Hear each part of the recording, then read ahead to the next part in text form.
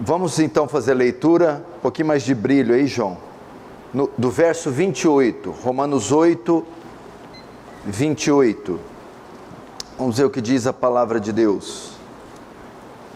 Sabemos que todas as coisas cooperam para o bem daqueles que amam a Deus, daqueles que são chamados segundo o seu propósito. Mais uma vez, sabemos que todas as coisas cooperam para o bem daqueles que amam a Deus, daqueles que são chamados segundo o seu propósito. Deixa aberto aí, fecha os olhos, vamos orar.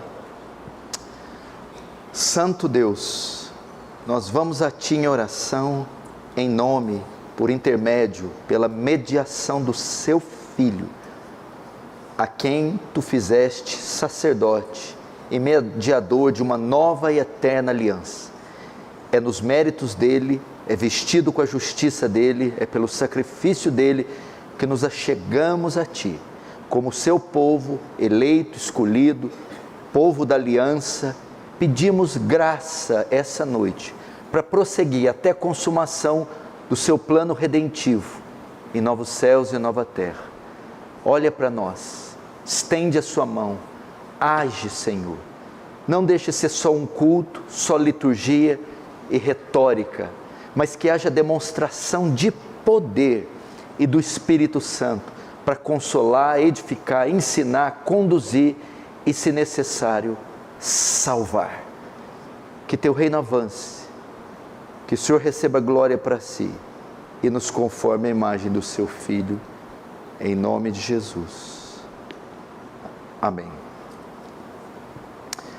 Irmãos, quero trazer uma palavra pastoral ao coração de vocês, em virtude do início do nosso ano. E todas as vezes que um ano se inicia, vem com ele todos os desafios. Nós tivemos um ano muito difícil em 2023. Aliás, depois da pandemia, as coisas ficaram muito difíceis em todos os sentidos, em todos os aspectos. E muitos devem estar sentindo os efeitos financeiros, sociais, morais, políticos dessa pandemia. E 2024 parece ser um ano então mais difícil ainda, em razão dos conflitos políticos que envolvem a nossa nação, e a partir desses conflitos, dessas decisões, tudo é afetado. A economia, a educação, a parte religiosa, tudo isso será afetado. Nesse sentido, há muito temor e muitos temores quanto ao que nos espera daqui uma semana, daqui um mês. Do jeito que estão as coisas nesse país, você dorme com o país de um jeito e a possibilidade de acordar com um país completamente diferente no dia seguinte não é difícil. E os temores então sondam os nossos corações, com relação ao que o futuro, o presente, a presente era nos aguarda. E nós precisamos nos refugiar em algo e nos firmar em algo para nós não nos abalarmos. Não é só necessariamente que pode nos prejudicar os fatos. Não precisam ser necessariamente os fatos para nos prejudicarem, mas só a perspectiva dos fatos, só a iminência dos fatos pode nos causar muito abalo, muito transtorno. Então, para viver num mundo como hoje e não surtar, e não perder a esperança, e não entrar em colapso, em desespero, precisamos de algo no que nos alicerçar, ou de alguém em quem nos apegar, de algo para nos fortalecer e não perdermos o foco e a direção. Nesse sentido, a palavra de Deus é o maior remédio, é nela que temos que nos refugiar, é ela que tem que nos amparar, nos fortalecer, e ela também tem as respostas para como ou por que tudo está acontecendo, e ela também tem as respostas de como lidar, atravessar esses momentos. E Romanos 8, que é um capítulo extraordinário, é um capítulo que Paulo escreveu, dentre tantas intenções, foi de consolar os irmãos que estavam sobre a servidão do Império Romano naquela época. E eu quero usar também para dizer a você que está aflito, que está ansioso, que está desesperançoso, não temer. Não temer, porque o Senhor está no controle, e à luz desse texto nós vamos entender por que você não precisa temer. Paulo aqui, até o capítulo 8, ele vinha discorrendo com os cristãos lá de Roma, para quem a carta foi enviada, das maravilhas que Cristo havia feito por eles. Paulo demonstrou que para os que estão em Cristo já não há mais condenação. Isso está no capítulo 8, dos versos 1 a 8. Paulo diz que estes cristãos em quem não há mais condenação são habitados pelo Espírito Santo e que um dia ressuscitarão com corpos glorificados. Isso está do verso 9 ao 11.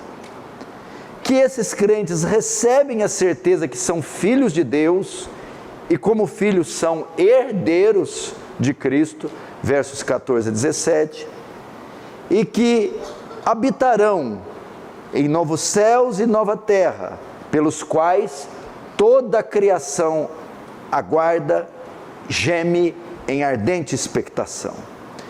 E por fim, Paulo vai dizer que o Espírito Santo auxilia esses cristãos em suas fraquezas e intercede por eles em harmonia com a vontade de Deus, verso 26 a 27 do mesmo capítulo. Agora, Paulo quer assegurar a esses cristãos que ninguém, nada nem ninguém desfará aquilo que Deus fez por eles, que ninguém poderá remover a alegria deles, que ninguém pode tirar a posição deles em Cristo, nem mesmo o sofrimento e as tribulações que vierem e que estavam presentes. Estamos falando de coliseu, de martírio, de perda do emprego, cassação dos direitos. Estamos falando de fome, de miséria, de pestes. Por isso que ele vai dizer, nem fome, perigo, nudez ou espada, tudo aquilo estava presente no contexto desses cristãos. Então Paulo agora, no verso 28 em diante, quer assegurar que nada nem ninguém vai desfazer o que Cristo fez, nem mesmo as supremas cortes, nem mesmo os colapsos econômicos, nem mesmo as injustiças, nem mesmo as perseguições de toda e qualquer ordem. E aí o verso 28 vai servir para nós. A semelhança do pessoal do primeiro século, dos irmãos do primeiro século, nós também não precisamos temer. E Paulo vai apresentar as razões. A primeira delas é que nós somos o povo exclusivo de Deus. Nós somos o povo de Deus. Deus não tem 10 povos, Deus não tem 8 povos, Deus não tem 2 povos, Deus só tem um povo exclusivo. E eu e você, todos que creram no seu Filho, todos que por ele foram remidos, são parte deste povo. E o texto diz: sabemos que todas as coisas cooperam para o bem daqueles que amam a Deus. Paulo, presta atenção, não diz que tudo coopera para o bem de todos. Ele não diz isso. O texto podia ser melhor lido assim: e tão somente para os que amam a Deus é que todas as coisas cooperam bem. Que coisas são essas?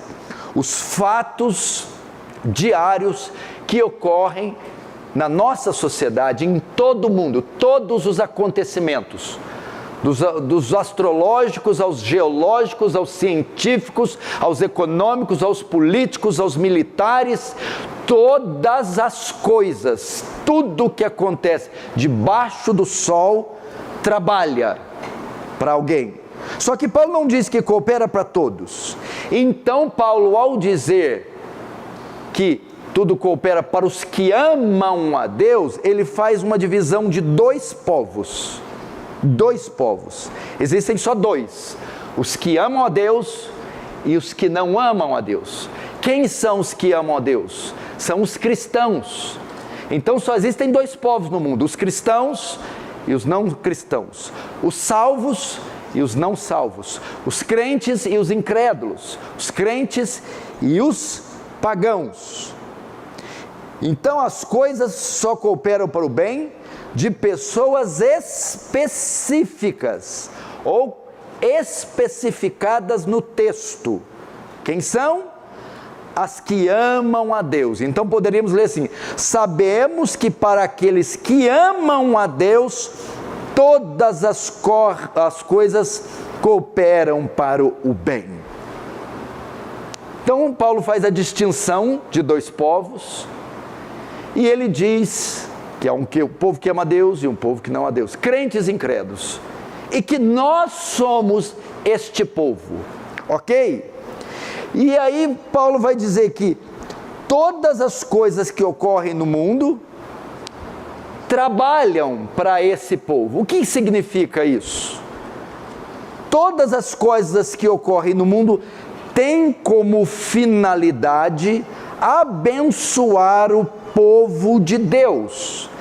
Paulo está dizendo que para este povo exclusivo há uma atenção especial da parte de Deus dispensada sobre eles. Há uma atenção da parte de Deus. Ele coloca este povo em uma categoria distinta, singular e especial. Especial. 1 Pedro 2,9 diz: porém vós sois geração eleita, sacerdócio real, nação santa, povo de propriedade exclusiva de Deus. Êxodo 26: e faço misericórdia a milhares dos que me amam e aos que guardam os meus mandamentos. Salmo 97:10: vós que amais o Senhor, odiai o mal, Ele guardará as almas dos seus santos, e os livrará das mãos dos ímpios. Para este povo, Deus tem uma atenção especial. Não é bom isso? De tantas classes, tribos e línguas de todo este universo, Deus tem um povo exclusivo. E Deus presta ou coloca atenção especial sobre esse povo. E terceiro, eu e você fazemos parte deste povo exclusivo, o qual Deus tem especial atenção. Isso não é maravilhoso? Segundo ponto, a soberania de Deus. 2023 foi um ano muito difícil, e 2024 promete ainda ser mais difícil. Pergunta: os fatos de 2024, 3, ou 22, ou 21, ou 20, ou 19, foram obras do acaso? Olha que coisa interessante aqui. A Bíblia diz assim: todas as coisas cooperam para o bem daqueles que amam a Deus. Todas as coisas não operam por si mesmas. As coisas não têm autonomia para acontecer conforme elas querem. Alguém opera estas coisas, elas não operam por si mesmo. Os fatos não são independentes, os atos não são independentes. Tudo que ocorreu em 2019, 20, 21, 22, 23, não ocorreu por conta de si próprio. Elas são operadas e não opera. Elas estão sob o controle, o comando e o governo, a direção de alguém. Então o texto poderia ser lido assim: sabemos que Deus opera todas as coisas. Estas coisas que regem o universo, estes acontecimentos do macro ao micro, em toda a sociedade, no ano inteiro, não ocorrem por vontade própria, não são dirigidas por forças cegas do universo, mas é Deus quem está por trás dos atos, dos fatos, dos acontecimentos, governando, coordenando, dirigindo tudo conforme o conselho da sua vontade, o bom prazer da sua vontade, o beneplácito da sua vontade. É Deus quem opera, quem decreta todas as coisas. A pandemia de 2021, que alcançou seu auge, e todos os seus desdobramentos estiveram sob o controle de Deus, e 2024 não será diferente.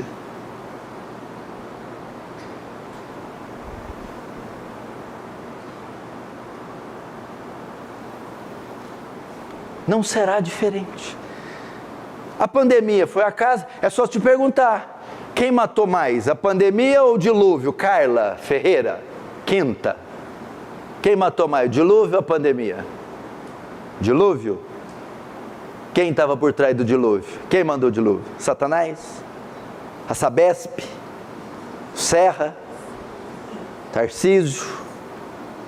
Foi Deus. Foi Deus. Quem abriu a torneira do céu e quem fechou? Foi Deus. Ou alguém tinha poder para parar o dilúvio? Deus é quem controla. Então assim, sabe, eu lembro que eu fui falar com o Paul Washer sobre a pandemia. O que você acha? Tal? Não sei o que vai acontecer, não sei o que vai ser, não sei nada da pandemia. Eu só sei uma coisa, só preciso saber quem está no controle da pandemia. Quem está no controle da pandemia é Deus, então Ele não precisa me falar o que Ele vai fazer, porque eu sei que tudo que Ele fizer é bom, perfeito e agradável. Uau! Deus, isso nos traz um alívio. Se é Deus quem está por trás de tudo, se cai um meteoro na terra ou não cair, Deus. Se houver um maremoto ou não houver, Deus. A extensão do maremoto, a profundidade, Deus. Tudo é Deus. Deus está no controle de tudo. Só que aí traz um consolo para nós. Este mesmo Deus que controla tudo, no verso 31, diz que está do nosso lado. Olha o que diz o 31. Que diremos, pois, à vista dessas coisas? Se Deus é por nós, quem será contra nós? Eu gosto da tradução que diz assim: se Deus está do nosso lado, quem poderá nos vencer? Imagina o Deus que abre e fecha a torneira do céu para o dilúvio, que lança vírus e tira vírus, que bota rei e tira rei, que decreta lei e governo. É teu Pai, é teu Deus, é teu Senhor. Descansa nisso então. As coisas não operam por si próprias. A doença não tem poder. Vou matar todo mundo hoje. Não pode fazer isso. As bombas não falam, vou cair lá no centro de Franca. Elas não têm essa autonomia. Nem os capetas têm. O dia que o capetão-chefe quis tocar em Jó, teve que baixar a cabeça, bater lá no céu. Então, Senhor, o que o Senhor acha? Estou querendo ir lá tocar nele, o Senhor permite? Vai. Aí ele já vai todo alegrinho. Peraí, não tira a vida. Tirou a vida de Jó? Não tirou. Demônio adestrado, ensinado, late, finge de morto, pega o jornal. Lutero disse que até o diabo é diabo de Deus. Ele não pode fazer sem a permissão de Deus. E esse Deus está do seu lado. Terceiro, o sofrimento e o mal são comuns na vida do crente. todas as coisas. Escuta isso aqui, irmão Lucas e Mary. É Mary, Mari ou Mary? Como que eu posso falar? Como eu preferir, ok. Muitos entendem que Deus só permite o bem, só coisas boas. Maldita teologia da prosperidade, neopentecostalismo e cecebismo também, que só fala que é bênção. Deus só quer o bem, só quer curar. Não, Deus enferma, Deus traz doença, Deus traz chicote. Todas as coisas cooperam para o bem. O texto diz todas. O que está dentro do tudo? O bem está dentro do tudo? Tá, mas dentro do tudo não está só o bem. Está o bem e o mal, senão não é tudo. Então veja só, coisas boas e coisas ruins são permitidas por Deus, controladas por Deus e até enviadas por Deus. Lamentações 3:38. Acaso não procede do Altíssimo tanto mal como bem? Deuteronômio 32:39. Vede agora que eu sou, e mais nenhum além de mim. Eu, Deus falando, eu mato, eu faço viver, eu firo, eu saro, e ninguém há que escape da minha mão. Deus manda o bem? Manda. Deus livra do acidente? Livra. Da doença? Livra. Mas Deus também deixa a doença vir? Deixa. Deixa o acidente acontecer? Deixa. Muitas vezes Deus é que provoca ele. Deus é que provoca.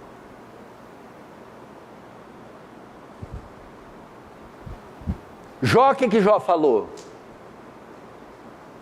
Jó era um homem mais rico, um homem mais bonito, mulher mais bonita, filho mais bonito, gado mais bonito. Era o Salomão da época da Mesopotâmia. Aí Deus fala, agora você vai ser o homem mais feio, o homem mais pobre, o homem mais infeliz, o homem sem filho. Deus mata 10 filhos, Jó enterra 10 filhos. Jó perde toda a plantação, cai fogo, queima tudo. Jó perde o gado, Jó perde os camelos. E Deus ainda fere Jó de uma úlcera da planta do pé ao alto da cabeça. Ele fica se coçando com telha, um miserável. Sabe o que Jó fala? Não recebemos o bem de Deus, as riquezas, os filhos, o gado. Não receberíamos também o mal? Jó confessando. O mal, esse mal, as úlceras, o roubo do gado, a morte dos filhos, veio de Deus. Aí ele completa. O Senhor deu, o Senhor tomou. Nu saí do ventre da minha mãe, nu volto para lá. Como é que a pessoa dessa murmura, que tem um pensamento desse? O que é isso? Quando uma doença vem até você, quando você bateu um carro, quando aconteceu uma tragédia, glória a Deus, o Senhor deu, o Senhor tomou. Glória a Deus, o Senhor deu saúde, agora veio a hora da doença. Glória a Deus, a comida estava sobrando, agora está faltando. Glória a Deus.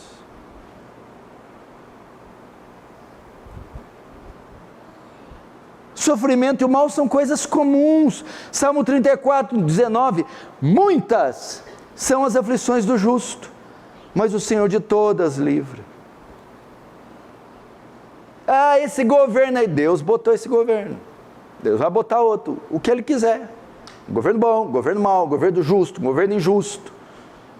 Porque o governo bom está dentro dos decretos de Deus, o governo ruim também está dentro dos decretos. Salário alto está dentro dos decretos, salário baixo está dentro dos decretos de Deus. A fartura está dentro dos decretos, a fome está dentro dos decretos, a saúde está dentro dos decretos, a doença está dentro dos decretos de Deus. Quarto, agora é o ponto alto da mensagem. A finalidade dos fatos, a finalidade de todas as coisas. Qual a finalidade? O bem. O texto diz, todas as coisas cooperam para o bem. Então vamos pegar, todas as coisas. Que coisas? Todos os fatos debaixo do sol, até em cima do sol. Todos os fatos do universo, bons e ruins, todos.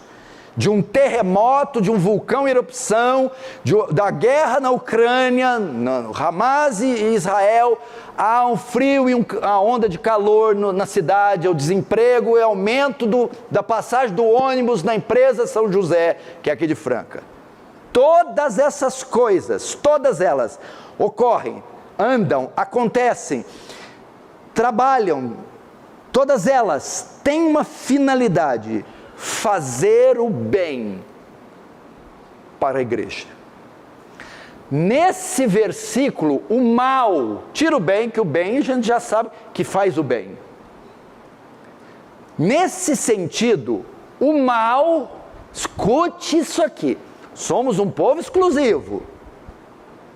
Deus dividiu a terra em dois povos, um cristão e um não cristão, somos exclusivos. Temos uma atenção especial da parte de Deus voltada para nós. Nesse sentido, todo mal não pode fazer outra coisa a nós, senão o bem. O danado não pode fazer outra coisa, senão o bem. O mal, quando fere um crente, ele está fazendo o bem. O mal, quando pega o incrédulo, é o mal que ele está causando. Mas o mal, quando ataca, comete, inflige um crente, ele não está fazendo mal, ele está fazendo bem. Tudo que ocorreu em 2023 foi para o nosso bem.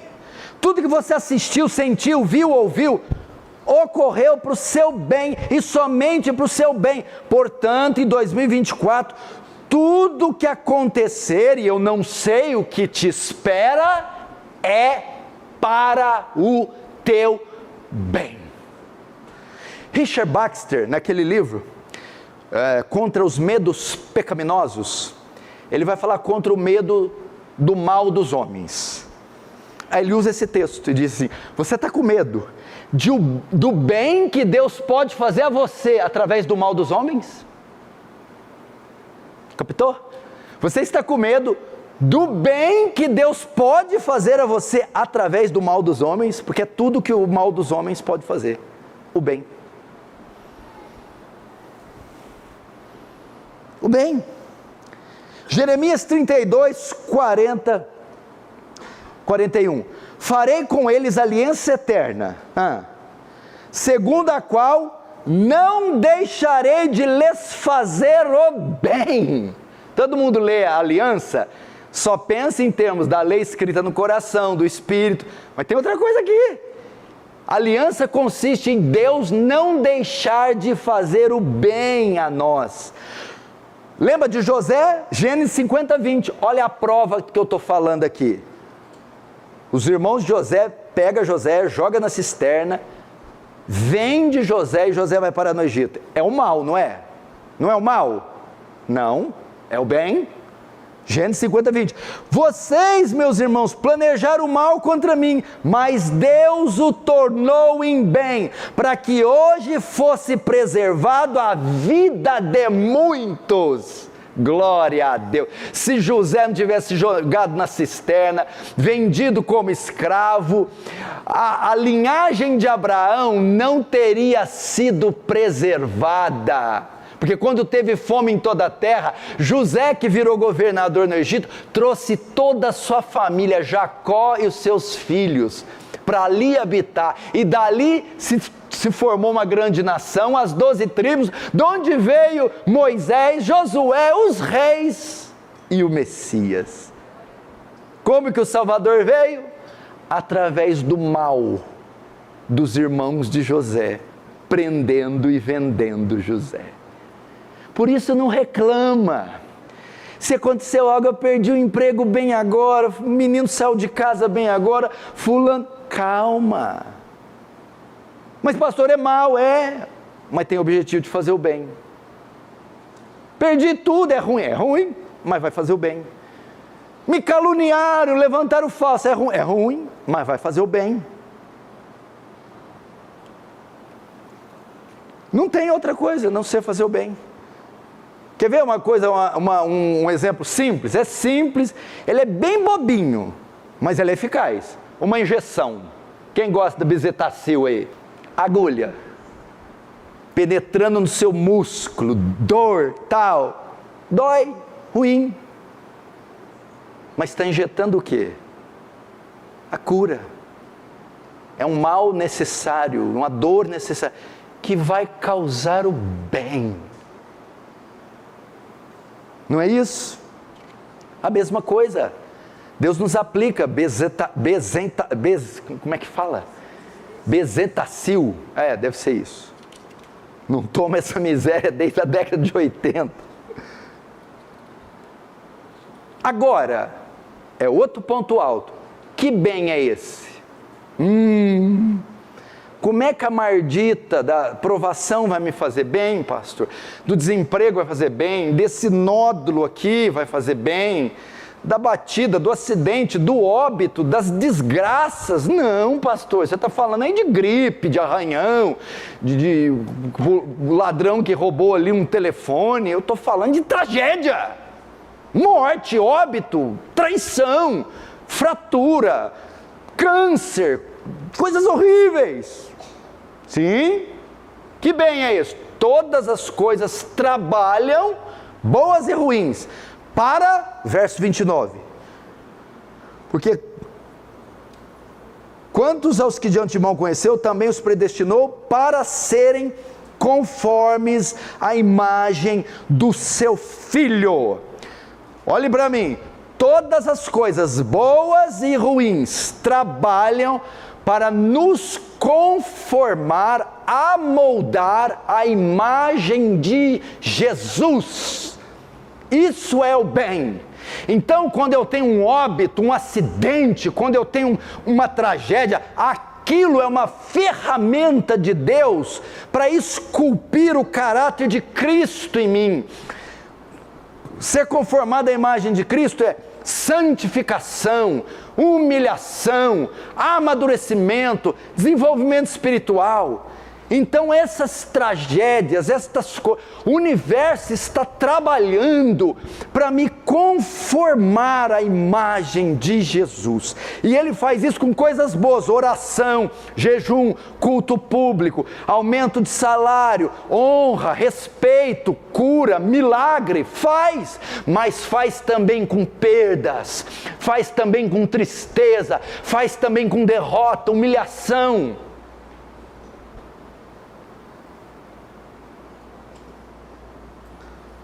Que bem é esse? Quebrar seu orgulho, dilatar sua fé, purificar você do pecado. Deus, através dessas coisas, está fazendo de você um cristão melhor, um cristão mais santo, mais maduro, mais dependente dele. Efésios 4, 12 e 13.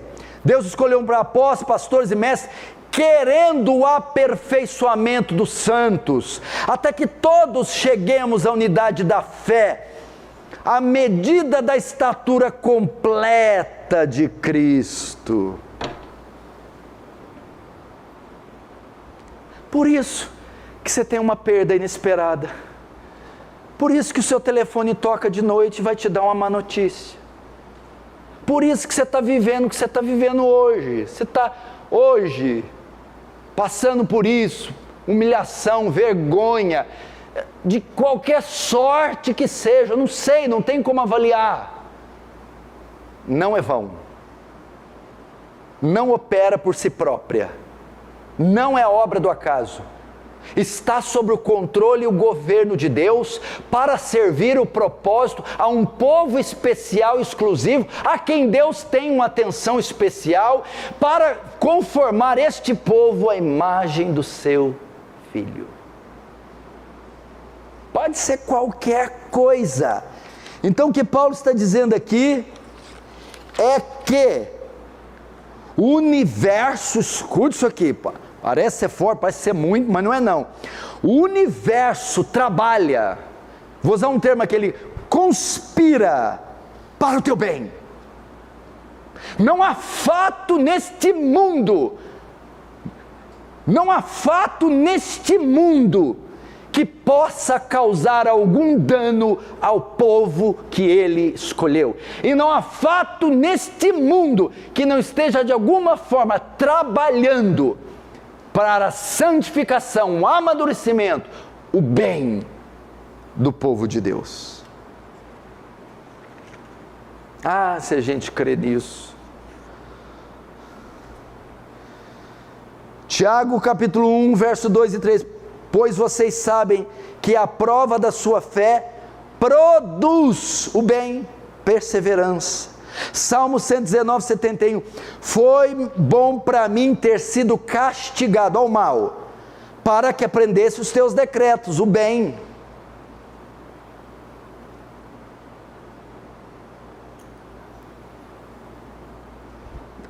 Não é maravilhoso? Eu perdi meu pai em 1982. Uma viúva, 3 crianças pequenas. Foi ruim? Foi horrível. Tinha algum propósito? Tinha. Me formar pastor. Me preparar para o meu ministério.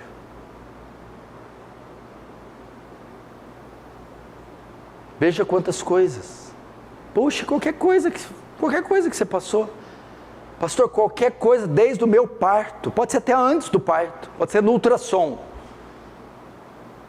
Cooperou para eu estar aqui hoje ouvindo isso aqui? Sim.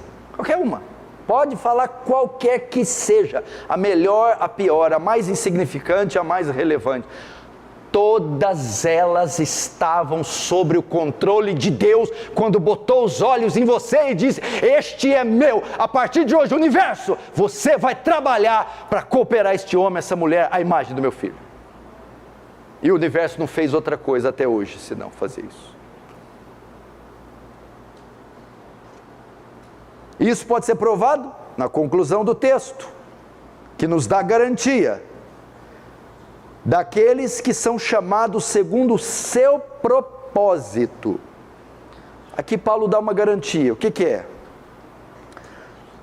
Como é que o mal não vai prevalecer contra nós, e como é que nós vamos, qual a garantia que nós vamos vencer tudo que está acontecendo e que ainda virá? É que o Paulo fala aqui que tudo coopera para o bem daqueles que são chamados, na vida daqueles que são chamados segundo um decreto, um propósito. O que é decreto? É a doutrina da providência divina. Tudo que ocorre está dentro dos decretos. Deus decretou que assim fosse, lá nos refolhos da eternidade. Está tudo dentro do desígnio de Deus, da presciência, da soberania, dos decretos de Deus.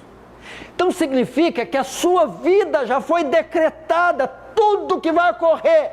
Primeiro, sua eleição, que convergiu na sua salvação, já foi decretado. Então todas as forças do universo, e que envolve tudo foi decretado que trabalhe para o seu bem.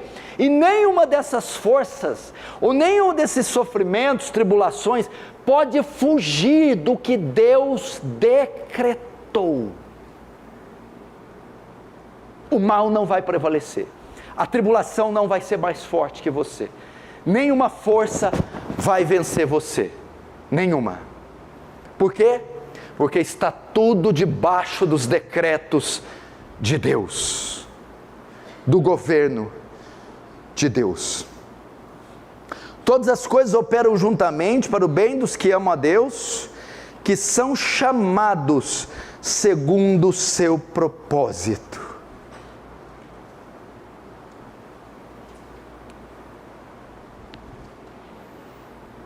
Não tem como falhar. Jesus diz que até os cabelos da vossa cabeça estão contados. Não se vende um pardais por 2 asses, e nenhum deles morre, cai sem o consentimento do Pai. Está mostrando que os pardais, aves insignificantes, que na escala de valores da criação, tudo é valioso para Deus, mas pardais é o mais insignificante. Se com os pardais Alguém já teve algum pardal caído na cozinha com anemia, com taquicardia, tadinho? Pardal está com anemia. Quem já viu um pardal morrer de fome? Quem já viu? Quanto vale um pardal? Eu lembro lá no Leporáceos, o cara quando queria zoar, falava, nossa, o cara não vale um pardal, mostrando tanto que o pardal não vale. No entanto, nunca vi um pardal sem o sustento, proteção. Na escala da criação, o pardal ocupa a última posição, e os homens a primeira. A primeira. Então, se Deus dispensa o cuidado dessa forma para pardais, como é que vai dar errado com a gente? Como é que vai faltar o pão? Como é que não vai ter livramento na hora que mais precisamos? Como é que não vai ter consolo? Como? Impossível. Por quê? Porque fomos chamados segundo seu propósito. O que é isso? Nós estamos aqui na terra para atender um propósito. Para atender um propósito. Para cumprir um decreto. Não há como falhar. Não é o nosso plano, é o plano de Deus, não é o nosso sonho, é o sonho de Deus, não é a nossa vontade, é a vontade de Deus. Portanto, o mal, as trevas não vão prevalecer contra a igreja. E por fim, como isso pode nos trazer paz? A primeira palavra, 28, sabemos. Sabemos. Paulo pressupõe que eles sabem. Sabemos o quê? Tudo o que Paulo discorria na epístola inteira e tudo que Paulo discorreu no capítulo 8. Sabemos. O conhecimento é responsável por trazer paz. Quando você sabe dessas verdades, você descansa. Sabemos, né cristãos? Apesar de Roma, Nero, o Coliseu, nós sabemos que tudo isso está dentro dos decretos de Deus, que tudo isso está cooperando para o bem, para o avanço, o crescimento numérico, santificação, separar missionários, líderes, tudo isso sabemos, então não há o que temer.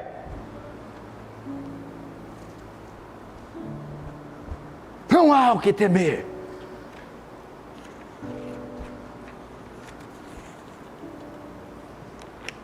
Você precisa estar consciente disso. E se você eu não sabia, agora depois da pregação, sabemos. Eu sei. Sabemos. Paulo está querendo só refrescar. Calma, vocês já sabem. Opa, é verdade.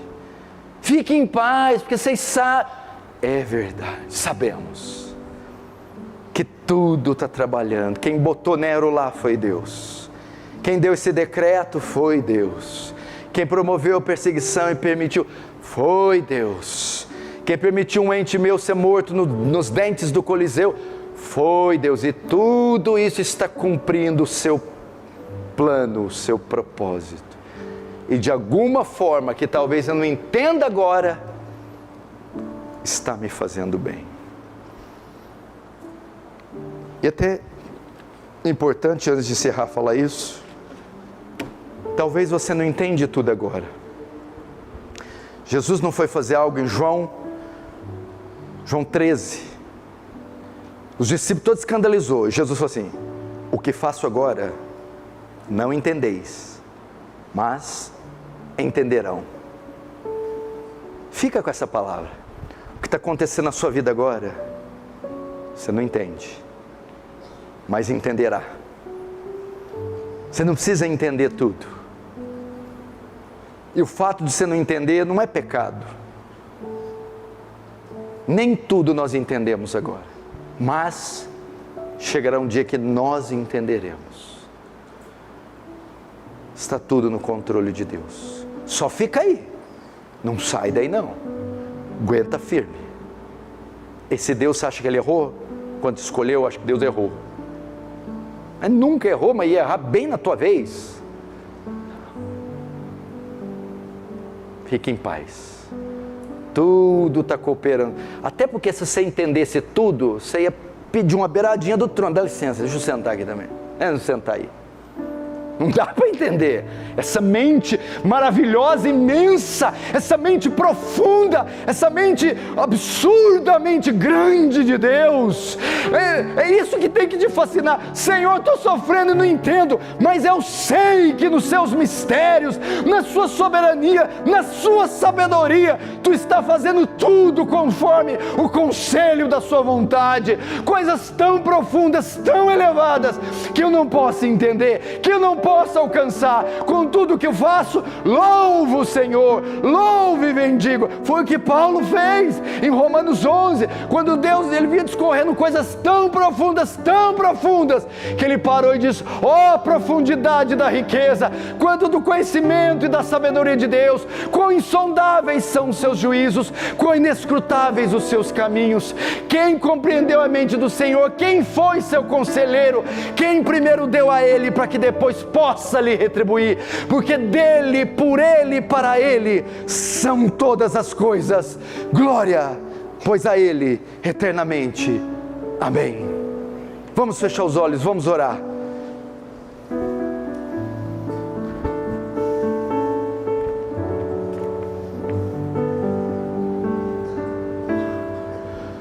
Ore, agradeça.